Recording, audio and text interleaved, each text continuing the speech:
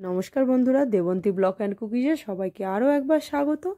আজকে আমি বানাবো আর একটা নতুন রেসিপি। আজকে আমি বানাতে চলেছি এগ চিলি।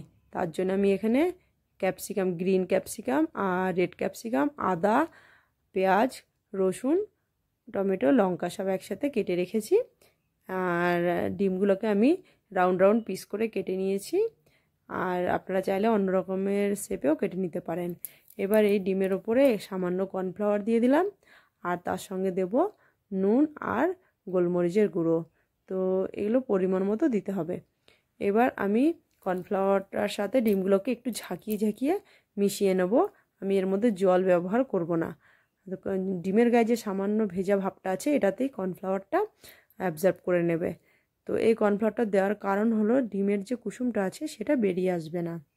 এবার কড়াইতে তেল বসিয়ে এক এক করে ডিমগুলোকে আমি ছেড়ে দেবো তেলের মধ্যে, আর সুন্দর করে লাল লাল করে ভেজে নেব। দেখুন সব ডিমগুলোকে দিয়ে দিয়েছি, আর কোনো রকমের ভেঙে যাওয়ারও ভয় নেই। আর যে বাদবাকি কর্নফ্লাওয়ারটা বেঁচে আছে এটাকেও আমি এই ডিমের মধ্যে পরে দিয়ে দেবো, ডিমের রান্নাতে ব্যবহার করে নেব, এটাকে ফেলবো না। দেখুন ডিমগুলোকে আমি উল্টে পাল্টে নাড়ছি, কোনো রকমের ভেঙে যাচ্ছে না বা যে কুসুমটা আছে বেরিয়ে আসেনি। সুন্দর করে লাল লাল করে ভেজে নেব। আর ভাজা হয়ে গেছে, এবার তুলে নিয়েছি। এবার ওই কড়াইতে তেলের মধ্যেই আমি তেজপাতা আর গোটা গরম মশলা ফোড়ন দিয়ে দেবো। আর এখানে আমি দু রকমের ক্যাপসিকাম ব্যবহার করেছি, একটা হলো রেড কালারের আর একটা হলো গ্রিন কালারের। তো এগুলোকে আমি ছোট ছোট পিস করে কেটে নিয়েছিলাম। এবার আমি প্রথমে গ্রিন ক্যাপসিকামটা দিয়ে দিয়েছি, তারপরে আমি রেড ক্যাপসিকাম, তারপরে যে পেঁয়াজটাকে আমি পেঁয়াজের যে পাপড়িগুলো হয় সেইগুলোকে আমি এরকম বড় বড় করে পিস কেটে নিয়েছি, সেগুলোকেও আমি দিয়ে দিয়েছি।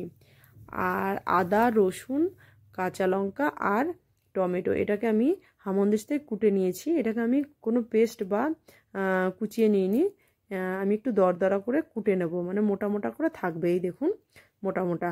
তো আদা, লঙ্কা আর টমেটো আর রসুন সব একসাথে কুটে নিয়েছি। কুটে নিয়ে এবারে সব কিছু একসাথে ভালো করে মিশিয়ে দেব। একটু মিশিয়ে এর মধ্যে সামান্য পরিমাণ নুন দেব। নুন দিয়ে আবারও একটুখানি ভালো করে নেড়ে নিতে হবে, যাতে নুনটা সব জায়গায় ভালো করে মিলে যায়। আর ক্যাপসিকাম, পেঁয়াজ এগুলো তো খুব নরম, খুব তাড়াতাড়ি সিদ্ধ হয়ে যায়। তো একটুখানি নাড়াচাড়া করে নিয়ে তারপরে আমি একটুখানি লঙ্কার গুঁড়ো দিয়ে দিলাম। এবার আবারও একটু লঙ্কার গুঁড়োটার সাথে মিশিয়ে নেব। মিশিয়ে তারপরে আমি একটু ঢাকা দিয়ে দেবো। তো এই ক্যাপসিকামগুলো অনেকটাই বেশ বড় সাইজের ছিল আর অনেকটা মোটা ছিল। তো এই কারণে আমি সামান্য জল দিয়ে ঢেকে দিলাম। আর একটু নরম হতে থাকুক, ততক্ষণে আমি বাদবাকি মশলাটা রেডি করি।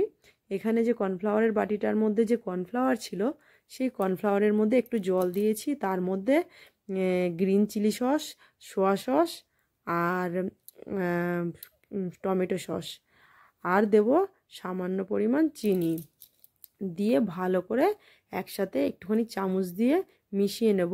কর্নফ্লাওয়ারটা কি হয়, অনেক সময় জলটা দিলে নিচেই বসে যায়।